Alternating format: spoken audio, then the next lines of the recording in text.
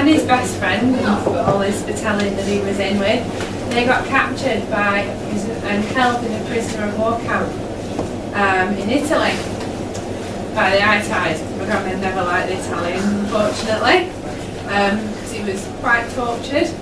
My grandfather was a sniper, and on his trigger hand they took the tips of his fingers off here and here, and it left him with quite a lot of disfigurement because it did quite a lot of nasties to him, and he never spoke about it. But when he did come home, he went to a hospital and his hand was stitched to his chest to re-encourage the skin to regrow, but the skin was very delicate, so as part of his rehabilitation my granddad had to learn how to do needlework, and so he did these beautiful embroideries on cushions, antimacassars, armrests, and some beautiful pictures that he did, which are still dotted about the family, and they're as beautiful on the back as there are on the front.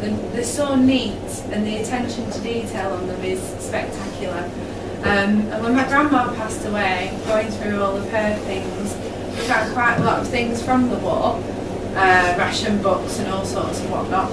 But we then found my granddad's diary, all about his time in prisoner of war camp, and lots of other things that happened to him. The fact that he lost his best friend because he was tortured and killed. And he didn't have a good time, and he never spoke about it when he came home.